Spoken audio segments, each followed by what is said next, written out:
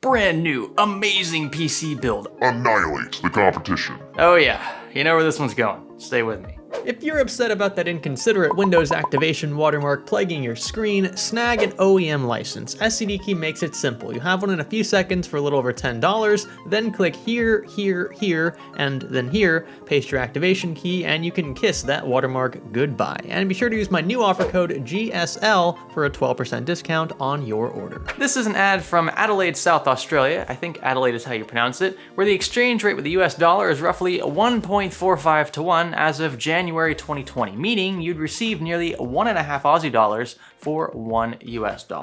That brings the asking price to $3,796.10. That's almost laughable. Actually, it is pretty laughable. It's a nearly $4,000 budget. Come on, I could give you a 3950X, a 2080 Ti, an AIO, 32 gigs of RAM, and a great case with great storage, all for $4 grand. But instead, the seller thinks that a 3700X with a 5700 makes it a solid deal. I just can't. By the way, there's a lot to this description, and it's gonna make this video pretty juicy, so let's go ahead and jump into that. To start off, we've got the repetitive, generic paragraph BS describing each component. Most of this is ripped straight from vendor websites and just congests the entire edit. It adds no real value to the shopper because I could go and look this stuff up in 2 seconds. It clutters things and I don't need to see all of that. And it's kind of a pet peeve of mine. This case, let's go ahead and start with that, is an MB530P with mesh front panel and 3 ARGB fans for a little over 100 USD. He says, note they state it only supports 6 fans in the case, but with this system, it has 8 RGB fans. I mean, yeah, because you fit 8 in there with 2 of them attached to the backside of the AIO, the cooler radiator. I don't know why that's something worth exclaiming. Congratulations. Up next, the Motherboard Gigabyte X570 Aorus Pro. He copied and pasted this jargon straight from the website, so we're gonna skip all this boring crap. He included a 240mm AIO from Cooler Master, but doesn't list the name or model number. I'm not sure why not. He then proceeds to link the Motherboard product page for some reason. The CPU is again a Ryzen 7 3700X, 8 cores, 16 threads, max boost of 4.4. He's crammed 64 gigs of 3200 MHz DDR4 in here, which I don't really think makes much sense considering the balance of the remaining components, but he may have used it for content creation or something like that. But for most people, 64 gigs is definitely overkill. It's supreme overkill for gaming.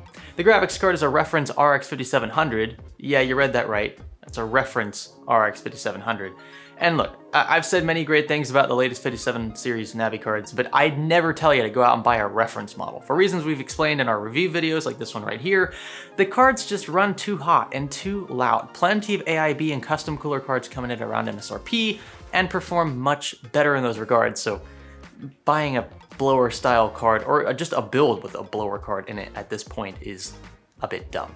So that's my first complaint. Second, what the heck is an RX 5700 doing in a $4,000 build? Look, I hear this all the time in the comments. Well, you can't blame them for starting high if they expect people to lowball them. I totally get that. I've bought and sold so much on Craigslist and eBay. Always start a bit higher than your lowest bid, right? The lowest amount of money you'll be willing to take for the product.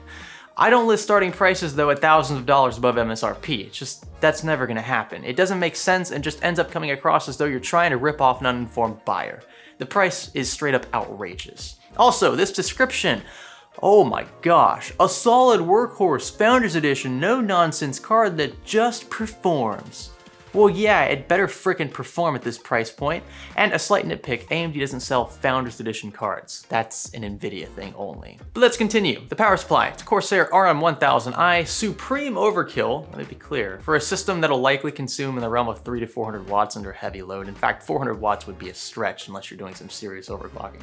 You want to stay somewhere around 50% load for a unit's rated wattage, and 1000 watts is just plain overkill. It's overkill for most systems, actually, but that's fine. We'll still include it in our PCP breakdown. As for storage, he says there are 0 moving drives on this PC. It's all SSD. Man, this guy could sell used cars. 2 crucial 1TB SATA SSDs, a 500 gig NVMe boot drive because that one's the PCIe 4 drive, I presume, and a 1TB NVMe drive. Not sure why he arranged storage this way, but it's definitely plentiful and optimal. I expected nothing less in a $3,800 system. Now onto the good stuff though. This PC is brand new and comes with Windows 10, Microsoft Office, and a host of monitoring and benchmarking software pre-installed. Wait a minute. Is he using what I assume to be free benchmark software as a selling point? So because you took a few extra minutes to install these programs, the system's suddenly worth hundreds of dollars more. If that's what you're stretching to for justification of this insane asking price, you should probably rethink your priorities. This can't be real life. There's no way. I can't even believe I just read this statement. He then proceeds to include his own benchmarks of the storage drives, which seem about right. I'm not gonna really nitpick there. But I love how he's specifically unspecific about 4K gaming performance in this sentence. COD and Destiny 2 look pretty amazing in 4K on ultra high settings on 144Hz monitor at 5 terabytes per second. Okay. So there are so many things wrong with this sentence. Let's break them down one by one. First off, the speed of your storage drives has absolutely Nothing. to do with visual quality in game. It has nothing to do with it. Storage drives affect things like load times, but ultimately have no bearing on real-time gameplay. It would frankly suck if it did, because we have much faster ways of reading, storing, and pulling memory. That's what VRAM and system RAM are for. 2, 4K ultra high settings with an RX 5700? Yeah, no. I speak from experience, there's no freaking way this system's playing AAA titles at 4K ultra high settings with a pretty amazing yield, hence the lack of specificity. But he insists a little further down that his system's pulling well over 100 FPS in 4K ultra settings, citing Destiny 2 among other titles. And I know for a fact that he's not even hitting 100 FPS in this game. If you play the game, which I'm sure a lot of you have, you've probably figured out by now that there's definitely an inherent NVIDIA bias, first off. But on top of that, cards that are straight up better than the RX 5700 still aren't pulling 100 FPS on average and even lower presets than Ultra in 4K. This is straight up misleading. I'd also argue that CPU temps are misleading. 40 degrees Celsius under full load, even if you're at stock, that's a huge stretch. Ryzen does run fairly cool by comparison, but not that cool with just a 240mm AIO. What he's likely reading are temps immediately after beginning a stress test, which is not the way you benchmark for temperature. Under such conditions, especially in the case of an AIO, the fluid in the loop hasn't had enough time to warm up and equalize. I've talked about this in a separate video. You can check it out if you want, but anyway, don't go into this whole thing expecting 40 degrees Celsius after sustained CPU loads. And no, Cinebench is not stressing software and should never be used to gauge load temperatures. The fact that he even mentioned it shows that he's really reaching here to make this otherwise moderate system, still a fine system, stand out for $4,000. So it's for sale, retail price for a built system like this, including software, you're looking at $6,000, 8 RGB fans, 64 gigs memory, all wired up. Remember, it's transferring at 5 gigabytes per second. Okay, so this sentence too is just conflated beyond belief. Once again, he's acting as though the software, which only includes Windows 10, Microsoft Office, and a few benchmarking tools, no games, he stresses that at least, somehow justifies the asking price. And $6,000? What is this guy smoking? A built system like this, including software, can be purchased in the South Aussie market for less than half of this asking price. I literally found one in like 10 seconds through Google. This combination of hardware is not unique and does not warrant such a steep price tag, despite what the seller may tell you. A steal at $5,500, price firm. Do not message me with offers. It's worth every cent of the price for the one-off system it is, and if I don't sell it, I'll continue to use it and slay the competition. Hey, hold up. You call this a new system more than once in the listing, but you mention here that you'll continue to use it and slay the competition? All slaying aside, which I doubt you'll be doing much of, you've just contradicted yourself here. And this is why I have a problem with listings like these that promote systems that are supposedly brand new when they've clearly been used.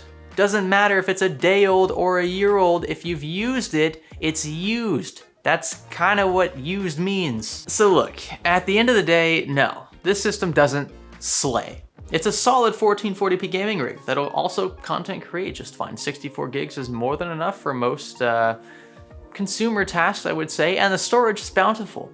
but it's no 4K powerhouse. It sports a mid-range blower-style graphics card. That alone in a $4,000 system is unacceptable in my opinion. Heck, the entire system totals out to significantly less than the $5,500 asking price. So my advice is stay away from this heap, especially if you're in South Australia. 5,500 Aussie dollars is a ripoff for this system, and I've got Brian here to tell you why. Now what we've got here is a PC for $5,500, and they've decided that they're going with the whole route of, we've put so many different RGB fans in here, 8 in total, which I don't know, maybe they're hoping that will increase the FPS 50% or higher.